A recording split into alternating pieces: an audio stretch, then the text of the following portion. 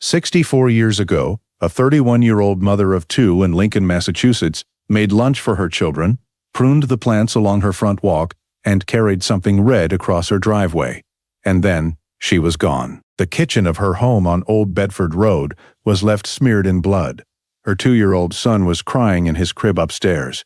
Her 4-year-old daughter came home, walked through the house looking for her mother, and went across the street to a neighbor's house. She used the only words available to a child trying to describe what she had seen.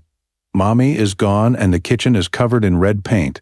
Joan Carolyn Risch was never found. Not alive, not dead, not anywhere. What investigators would discover in the weeks that followed would rewrite everything they thought they understood about what had happened inside that house. The blood, the overturned table, the telephone ripped from its wall mount and placed, deliberately, carefully, inside a wastebasket in the center of the kitchen floor. A trail of drops leading down the driveway that just ended, at the edge of the property, as if whatever had been bleeding had been lifted and carried away from this world entirely. And then there were the library books. 25 of them borrowed from the Lincoln Public Library over a single summer, almost every one of them about women who vanished, men who faked their deaths, people who walked away from the lives they had built and started over somewhere no one could find them. Joan Risch had been reading the blueprint, or she had been reading for pleasure, or she had been trying to understand something about her own life that no one around her could see. That is the question that has haunted this case for more than 6 decades. That is the question we are going to sit with today. Before we dive deep into this story, please let us know where you're watching from. And if you like videos like this, don't forget to subscribe to the channel. Joan Carolyn Bard was born on May 12, 1930, in Brooklyn, New York. She was slender, 5 feet 7 inches tall, 120 pounds, with short brown hair and blue eyes that the people who knew her remembered as unusually attentive, the kind of eyes that made you feel she was genuinely listening when you spoke. She was quiet, not in the way of shyness alone, but in the way of someone who had learned very early that the world was louder and more dangerous than it had any right to be, and that the wisest response was to be still and thoughtful inside it. Joan did not have a gentle beginning. When she was 8 years old, her family moved from Brooklyn to Mountain Lakes, New Jersey. Less than a year after that move, in February of 1939, a fire broke out in the apartment where her parents slept. Harold Bard was 44 years old. Josephine Bard was 41. Neither of them survived. The fire was later described as suspicious, though a subsequent investigation was inconclusive, and the local fire chief ultimately declared it accidental. Joan was not home that night. She had been visiting relatives in Brooklyn, which meant that the fire that destroyed her family did not destroy her body. But she came back to New Jersey, to a world that no longer had her parents in it, and she was 9 years old, and she was alone in the way that only orphans fully understand. She went to live with her maternal aunt and uncle, who formally adopted her. She took their last name and became Joan Nattrass. She applied for a new Social Security number. In some sense, she had to become a new person entirely, and she did, with the kind of methodical dignity that the people closest to her would later recognize as one of her most defining qualities. She rebuilt herself. She thrived academically. She was known among those who grew up alongside her for her kindness, her patience, for the way she moved through difficult things without making noise about them. And she read, constantly, deeply, with the intensity of someone for whom books were not merely entertainment, but architecture, the structures inside which she built and rebuilt her understanding of herself and the world around her. This detail matters. It will come back. In 1952, Joan graduated from Wilson College in Chambersburg, Pennsylvania, with a degree in English literature. She moved to New York City and went to work in publishing, the one industry that existed at the intersection of language and livelihood.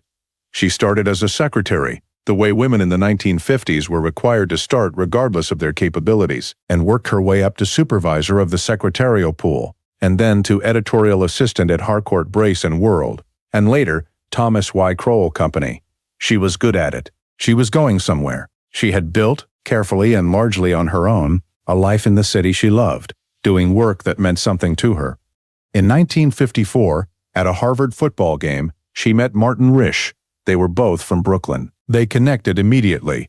They married in 1956, and Joan made the choice, the one many women of that generation made, with varying degrees of peace, to leave her career behind and raise their family. Their daughter Lillian was born in 1957. Their son David arrived in 1959. In April of 1961, the family moved to Old Bedford Road in Lincoln, Massachusetts, 15 miles northwest of Boston. Joan joined the League of Women Voters. She was generous to a fault. She not only paid for dental care for her own family, she continued paying for the dental care of her foster sister because she knew what it was to go without, and she refused to let someone she loved face that. She told friends she planned to become a teacher once the children were old enough for school. She had a plan. She was looking forward. She was also, beginning in the summer of 1961, making regular visits to the Lincoln Public Library. She was borrowing books, 25 of them across those months, about women who disappeared, men who vanished, and people who walked away from the lives they had carefully built. She had her whole future in front of her. She had been reading the blueprints for disappearance. Only she knew which of those two facts was going to matter most. Tuesday, October 24th, 1961, began the way most days in the Risch household began. 6:50 a.m., Martin kissed his family goodbye, got in his car, and drove to Logan Airport to catch his 8 a.m. flight to New York City. He was planning to stay overnight in Manhattan. On business, this was not unusual. Martin traveled frequently, sometimes for several days at a time, and Joan had long since learned the rhythms of managing the house and the children, largely on her own, during those stretches. Joan woke Lillian and David and served them breakfast. She drove Lillian to a dentist appointment in Bedford, one recommended by her college friend, Sabra Morton, and dropped David with their neighbor Barbara Barker across the street. After the dentist, Joan took Lillian on a brief shopping trip to a nearby department store. She paid $15.38 in cash. By the time she drove home, she had less than $10 left in her pocket. 11:15 a.m., she collected David from the Barker's house and returned home. A dry cleaning driver arrived shortly after to pick up some of Martin's suits. He entered the house, noted nothing out of the ordinary about Joan or the home, and left. The milkman and mailman had both made their deliveries while Joan was out that morning. Both later told investigators there was nothing unusual about the house or the yard. Joan changed out of the clothes she had worn to the dentist and shopping, the trench coat, the blouse and charcoal wool skirt, and put on a blue house dress and white sneakers, the outfit she wore when she was getting things done. She made lunch for the children. She put David down for his afternoon nap, which almost always lasted until 2 p.m. At 1 p.m., Barbara Barker brought her son Douglas over to play with Lillian. During that visit, Joan came in and out of the house, pruning plants outside, putting her garden shears back in the garage when she was done. Small, quiet tasks on an October afternoon. Just before 2 p.m., Joan walked Lillian and Douglas back across the street to the Barker house. She told them she would be back soon.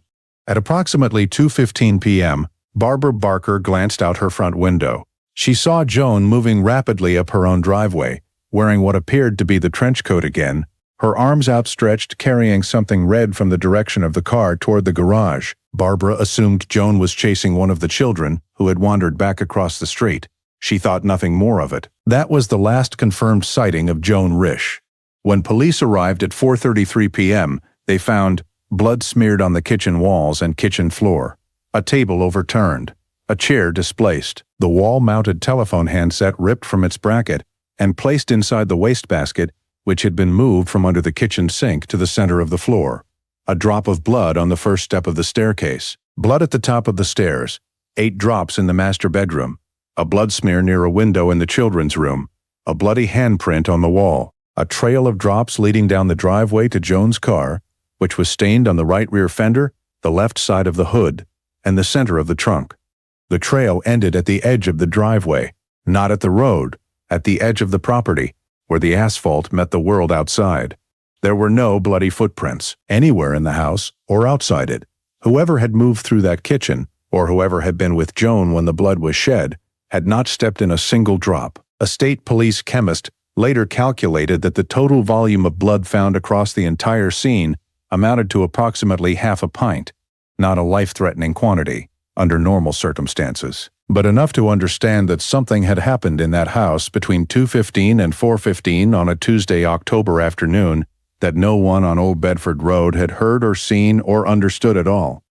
Sergeant Mike McHugh of the Lincoln Police Department arrived at the Risch home within 5 minutes of Barbara Barker's call. He stood in the kitchen and looked at the blood on the walls, the overturned table, the telephone sitting in the wastebasket, and his first instinct was suicide. He searched the house from room to room, calling out. He found David crying in his crib upstairs with a soiled diaper, safe and alone. He found no body. He found no Joan. He called for backup. The entire Lincoln Police Department was mobilized. Chief Leo Algeo came to the scene. The Massachusetts State Police were called in. Within 24 hours, the FBI had been brought into the investigation, and the FBI's assessment came quickly and with confidence. They did not believe Joan Risch had been abducted. They believed she had hemorrhaged or injured herself and had left the home voluntarily. They pointed to the absence of forced entry, the absence of a conventional struggle, and the absence of evidence that another person had removed her from the house against her will. Martin Risch, who had been reached by state police at his hotel in New York and caught the next available flight back to Boston, refused to accept that. He was insistent on one point above all others. Joan would not have left David upstairs alone in his crib. She would not have walked away from her children. That was not who she was. He knew who she was. Police canvassed Old Bedford Road and the surrounding neighborhood, questioning every resident. They brought in bloodhounds, but the dogs could not track Joan's scent past the end of the driveway, which was precisely where the blood trail had also ended. A ground search of Lincoln was organized, followed by a helicopter sweep. Every hospital in the region was contacted. None had a patient matching Joan's description.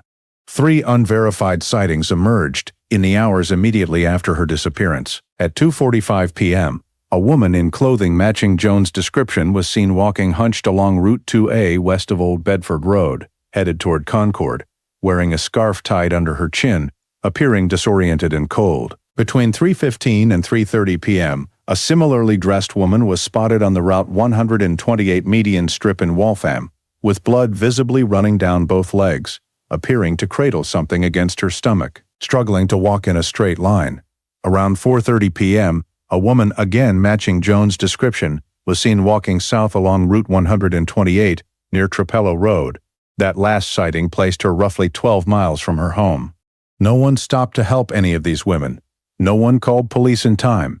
No one brought her in. 3 bloody fingerprints found on the kitchen wall and telephone were compared against more than 5,000 prints on file with Massachusetts law enforcement. No match was found. They were confirmed to be not Joan's. Investigators had located an older set of her prints for comparison. Someone had pressed bloodied fingers against those walls. That person was never identified. In January of 1962, the Boston Record-American newspaper offered a $5,000 reward for any information leading to answers in Joan Risch's disappearance.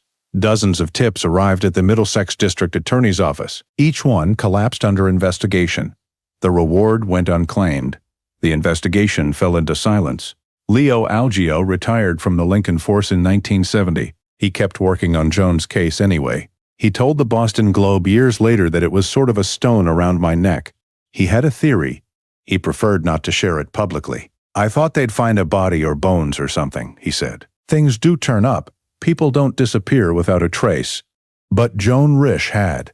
And the silence that settled over this case in the years after her disappearance was not the silence of resolution. It was the silence of a question that no one knew how to answer. Let's pause for a moment here. A woman with less than $10 in her pocket. 2 small children at home. Bloody fingerprints on her walls that did not belong to her. An unknown car seen in her driveway on at least 6 separate occasions, 5 days before she vanished, and again on the day itself. She has been described in various accounts across 60 years, primarily as a possible runaway, a woman who may have staged her own disappearance because she was restless, or unhappy, or ambitious. What is almost never asked with equal urgency is the other question: whose fingerprints were on those walls? Where is the person who drove that car? In February of 1963, 16 months after Joan disappeared, a reporter named Serene Gerson sat down at the Lincoln Public Library. She was working for the local paper, The Fence Viewer, and had gone to research similar disappearance cases as background for her ongoing coverage. She pulled a copy of The 27th Wife by Irving Wallace, a book about Ann Eliza Young, the purported 27th wife of Brigham Young, who had, as the book described, vanished into thin air after her public life collapsed. When Gerson opened the cover and looked at the checkout card inside, she found Joan Risch's name. Joan had signed that book out in September of 1961, 1 month before her disappearance. Gerson pulled another book, Then another. She enlisted library volunteers to go through every checkout record associated with the Risch family library card. What they found reshaped this case permanently. Over the summer of 1961, from June through October, Joan had borrowed 25 books from the Lincoln Public Library. The majority of them shared a single theme: people who vanished without explanation. A novel about a woman who fled her home to build a new life elsewhere. A book about a man who staged his own disappearance to escape his circumstances. A story about a 12-year-old boy who went missing deliberately. Death of the Heart, about an orphaned teenager who runs away. The Hunt for Richard Thorpe, about a child who vanished on purpose. And then there was the one that stopped everyone, Into Thin Air, by Harry Carmichael, the pen name of British crime writer Leo Ognall. In this novel, a young wife plants blood smears around her home, uses towels to partially clean them, and then disappears, leaving her husband and child behind, without explanation. She does not want to be found. She is looking for a different life. She walks away from the one she has. Joan Risch checked that book out 1 month before her own blood was found smeared across her kitchen floor, before paper towels and a roll of drawing paper were found on her kitchen floor, with blood wiped into them, before her telephone was ripped from the wall and placed in a basket. Gerson published her findings.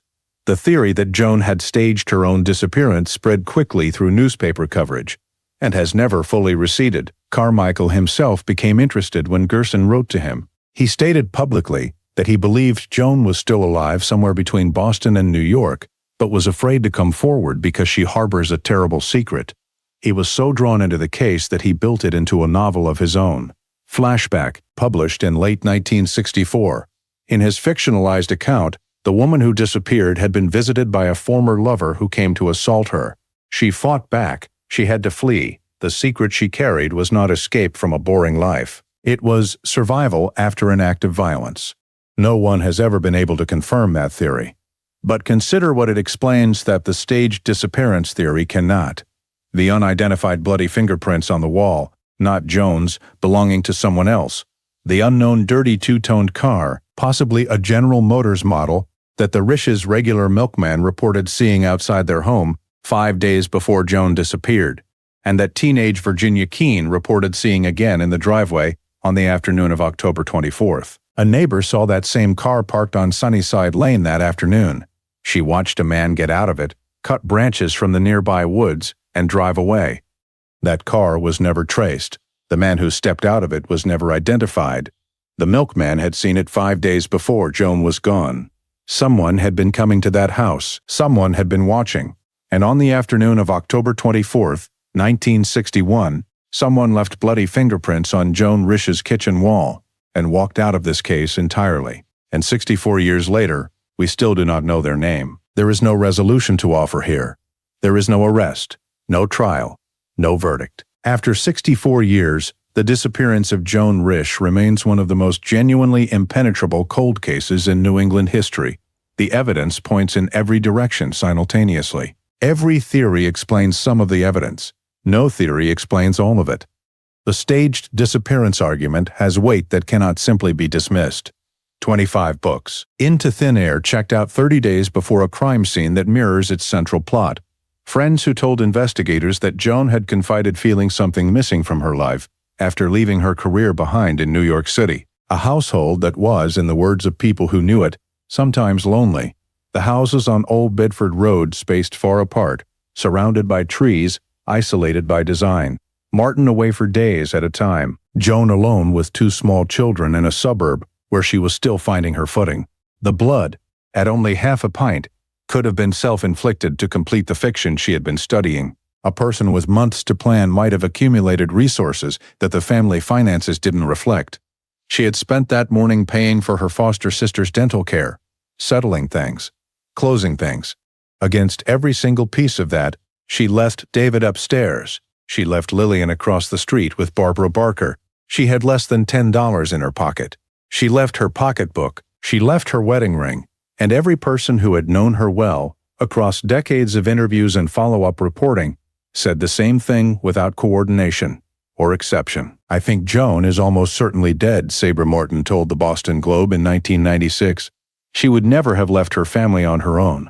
The medical theory has gained serious consideration among those who have studied the case most carefully. In 1961, abortion was illegal in Massachusetts. A woman who found herself unexpectedly pregnant and who for whatever private reason could not carry that pregnancy, could not tell her husband, could not go to a doctor through proper channels, had almost no safe options. The blood evidence, as investigators themselves noted, was more consistent with someone staggering and trying to support herself after sudden bodily trauma than with a conventional violent assault by another person. A miscarriage or the consequences of an illegal procedure would explain the blood, the disorientation reported by witnesses on Route 128, the woman seen cradling her stomach, the woman who walked 12 miles along a highway median and did not flag anyone down because she could not explain where the blood had come from, without explaining everything else. It would explain the unknown car. Someone had come to help, or to perform a procedure, or to take her away from what had happened, and whatever occurred between them after she got into that car has never been accounted for. In the 1990s, one investigator raised a still darker possibility, that Joan, bleeding and disoriented, had wandered toward the active Route 128 construction zone and fallen into an excavation pit. Route 128 was being widened and extended through Waltham during that period. If Joan had fallen into an open pit and died there before the construction crews returned, she could have been buried under the road when work resumed. Route 128 runs through Waltham to this day. Joan Risch may be beneath it. Martin Risch stayed in the house on Old Bedford Road from 1961 to 1975, when the National Park Service purchased the property. He kept the same phone number all 14 of those years. He answered every call. He never declared Joan legally dead. He came, toward the end of his life, to believe she had suffered some kind of amnesia or psychological break and would one day remember who she was. She never called. She never came back. Martin Risch died on June 26, 2009, at 79. Leo Algeo, who had worked this case for nearly 4 decades beyond his official retirement, also died in 2009. They each took, to their graves, whatever they privately believed had happened to Joan Risch on that Tuesday afternoon in October 1961. On the morning of October 24, 1961, Joan Risch made breakfast for her children. She drove her daughter to the dentist in a blue 1951 Chevrolet on an ordinary Tuesday in October. She paid $15.38 at a department store and thought about what her family needed. She picked up her son from across the street, walked back to her own house, and changed into the shoes she wore when she was getting things done. She made lunch. She put a 2-year-old down for a nap. She went outside and pruned the plants and returned her garden shears to the garage, because she was the kind of woman who put things back where they belonged. She was building a day, the kind of ordinary day that is only remarkable in retrospect, only devastating once it becomes the last one anyone can account for. Joan Risch was 31 years old. She did not get to become the teacher she had been planning to be. She did not get to watch Lillian grow up, finish school, build her own life. She did not get to watch David stop needing his diapers changed, or learn to read, or grow into whatever kind of man he was going to become. She did not get to go back to New York, if that was something she wanted. She did not get the classroom she was moving toward, or the next 20 years of ordinary Tuesday mornings. She did not get to answer the phone when Martin called. She did not get to be the voice on the other end of the line that he kept his number open to receive, for 14 years, through every crank call and every silence, in case she ever remembered who she was and found her way home. What Joan Risch left behind is easy to miss in a case with this many competing theories, this many gaps, this many questions that spiral outward without resolution. What she left behind was evidence that she had been here, a library card with her name on it, in her own handwriting, a dental appointment paid for on the last morning of her known life for a foster sister whose bills she had been quietly covering because she knew what it was to need help and find none. A daughter who came home and noticed first that her mother was gone before she noticed anything else. A husband who kept the phone ringing. The library books are the detail that people always return to in Joan's case. 25 books about disappearances checked out over a single summer. Into thin air pulled from the shelf 30 days before her blood was found on her kitchen floor. People want those books to mean something decisive, to be a confession, or a declaration, or a map. But Joan had a degree in English literature. She had spent years in publishing, surrounded by the kind of stories that illuminate what people are most afraid of and most drawn toward. The books may have been research, they may have been comfort, they may have been a form of trying to understand the women who had vanished before her, the forces that had driven them away, the question of what it meant to disappear and whether the world was even looking when you did. We do not know. We may never know. What we know is that Joan Risch deserves to be more than a theory. She deserves to be more than the centerpiece of an argument about whether she left or was taken. She deserves a name on a case file that eventually closes, and a family that eventually gets to put the question down and rest. The Lincoln Police Department case remains open. If you have any information regarding the disappearance of Joan Risch, please contact the Lincoln Police Department at 781-259-8111. Her son David said that whatever happened, he believes his mother is in heaven. After 64 years without a single answer, after a husband who kept a phone number alive for 14 years, after a 4-year-old daughter who came home to a kitchen covered in what she called red paint, and had to spend the rest of her life knowing that was the last image she had of her mother's ordinary afternoon. After all of that, let that be enough. Let Joan be somewhere warm. Let her have put down the book she was carrying. Let her finally rest. If you've watched this far, thank you for taking the time with Joan Risch's story. Please leave a comment and let us know where you're watching from. Don't forget to subscribe to the channel so you don't miss the next videos.